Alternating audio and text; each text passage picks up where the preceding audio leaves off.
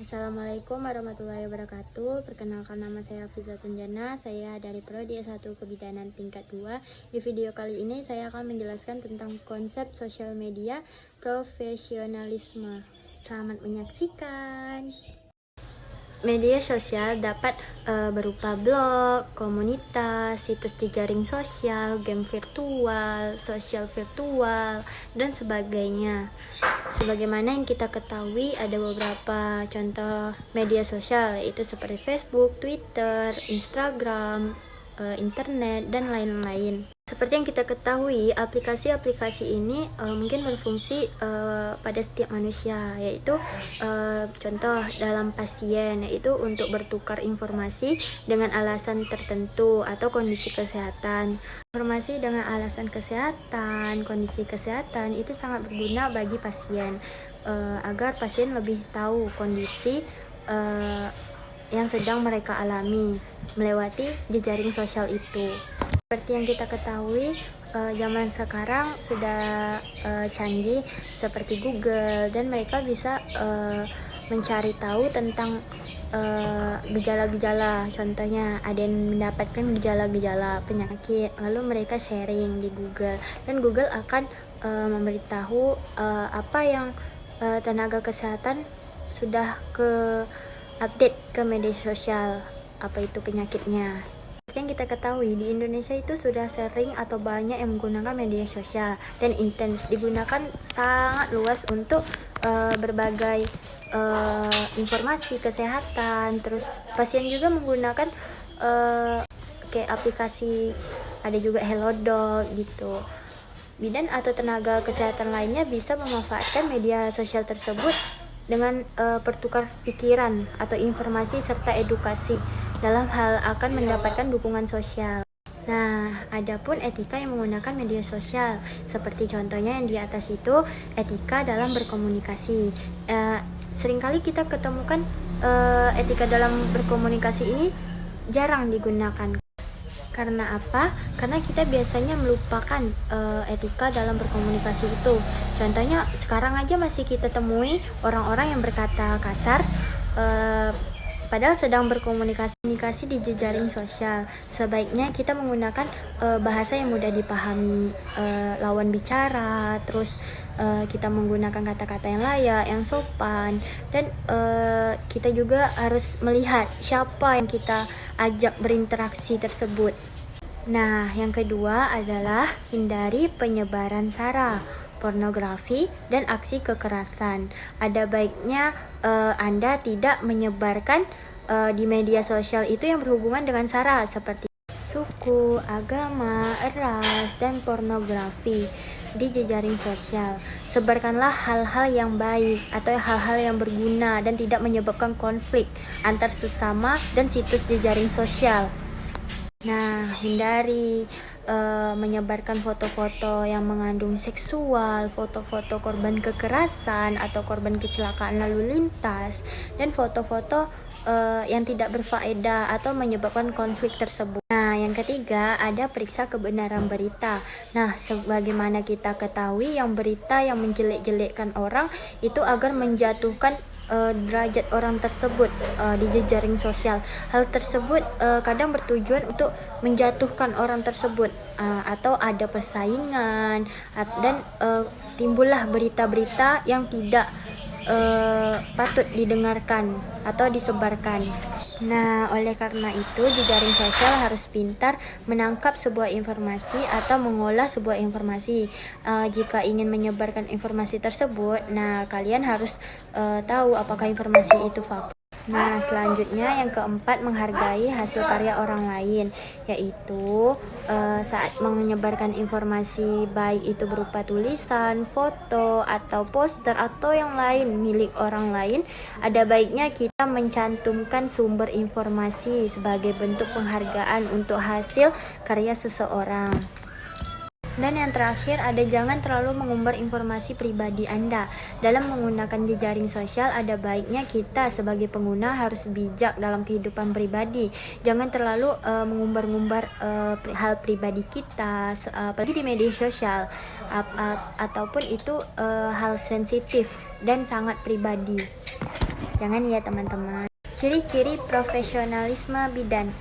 Yang pertama, ada memberikan pelayanan kepada masyarakat yang bersifat khusus atau spesial, yaitu sebagaimana kita ketahui, bidan harus memuliakan atau mendahulukan pasien sebagaimana bersifat khusus atau spesial untuk pasien tersebut. Selanjutnya, keberadaannya diakui dan diberlakukan oleh masyarakat, yaitu keberadaan si bidan tersebut harus diakui dalam suatu masyarakat tersebut.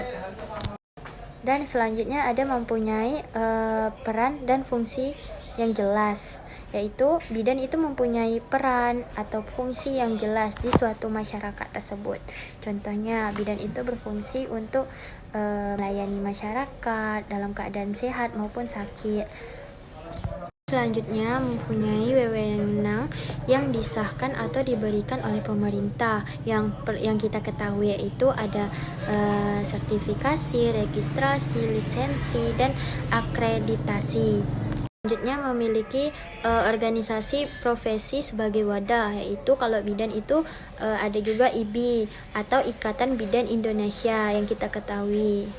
Selanjutnya, memiliki kode etik bidan. Sebagaimana yang kita ketahui, kode etik bidan merupakan standar perilaku seorang bidan dalam melakukan profesinya.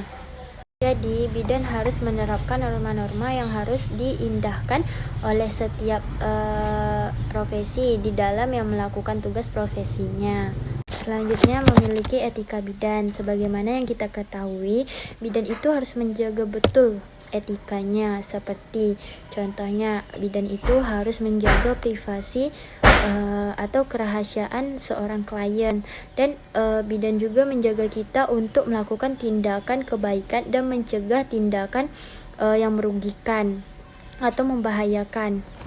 Nah, selanjutnya memiliki standar pelayanan, di mana standar pelayanan itu yaitu tolak ukur yang dipergunakan sebagai pedoman penyelenggaraan pelayanan dan acuan penilaian kualitas pelayanan, yaitu pelayanan yang berkualitas, cepat, mudah, terjangkau, dan terukur.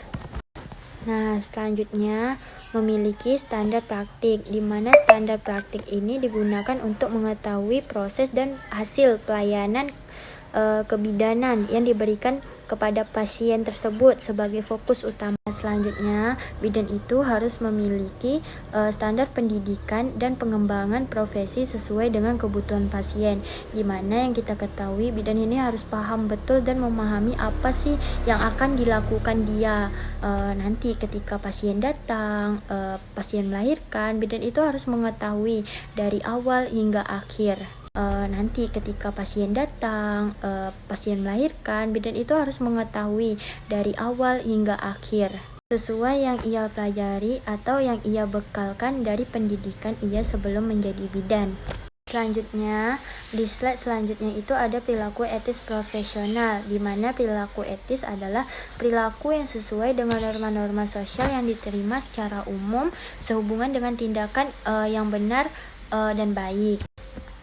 Dalam memecahkan masalah si klien ini, bidan harus mempunyai trik cara pendekatan dalam asuhan kebidanan, yaitu pendekatan secara prinsip. Dan menurut Childress ada 4 prinsip, yaitu yang pertama, tindakan sebaiknya mengarah sebagai penghargaan terhadap kapasitas otonomi setiap orang, dan yang kedua ada menghindarkan berbuat suatu kesalahan, dan yang ketiga ada dengan murah hati memberikan sesuatu yang bermanfaat dengan segala frekuensinya, dan yang keempat keadilan menjelaskan tentang manfaat dan resiko yang dihadapi. Nah, yang tadi itu menurut Childress, dan ada juga pendekatan berdasarkan asuhan pelayanan kebidanan, yaitu pusat pada hubungan interpersonal dalam asuhan meningkatkan kehormatan dan penghargaan terhadap martabat klien yang mau mendengarkan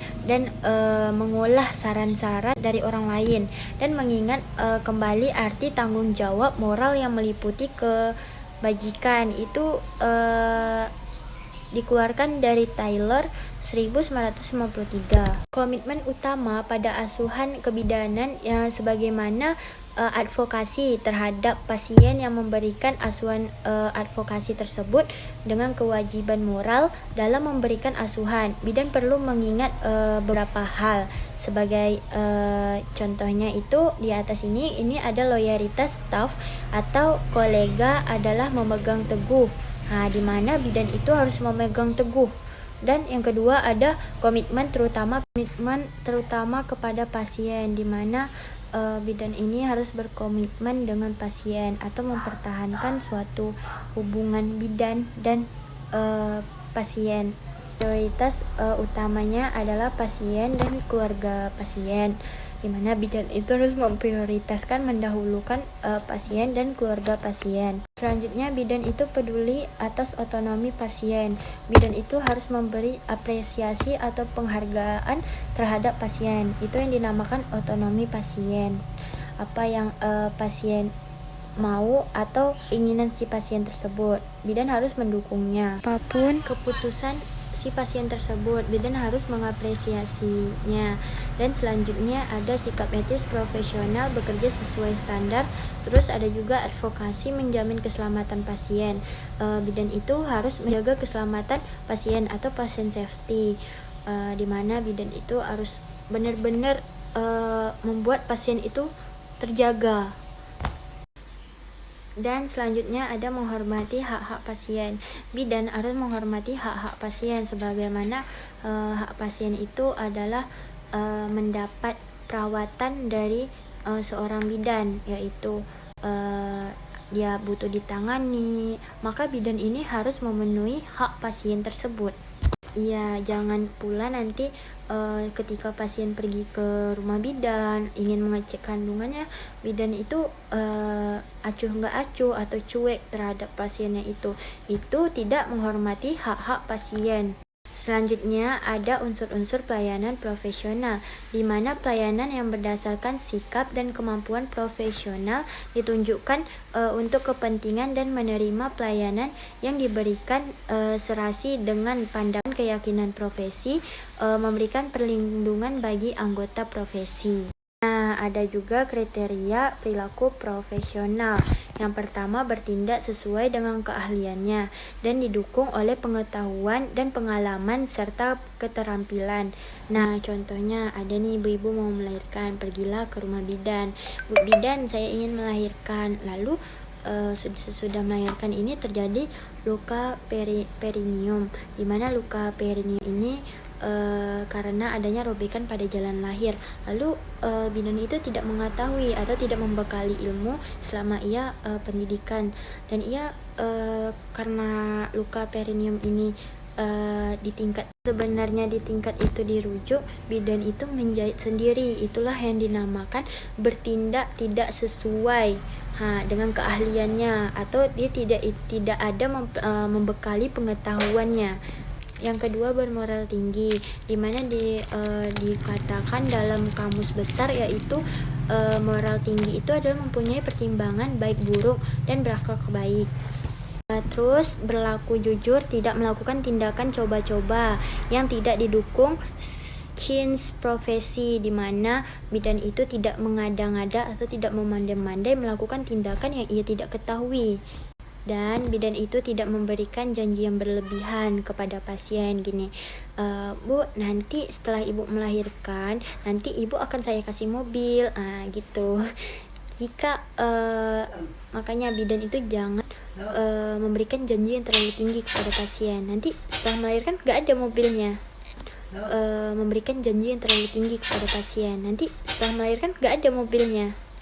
Terus memegang teguh etika profesi. Bidan ini harus menjaga etika profesi, di mana ia harus menjaga etika atau perilaku profesi bidan tersebut, dan mengenali batas-batas kemampuan serta menyadari ketentuan hukum yang membatasi gerakannya. Cukup sekian dari saya. Wabillahi taufik wal hidayah. Wassalamualaikum warahmatullahi wabarakatuh. Terima kasih.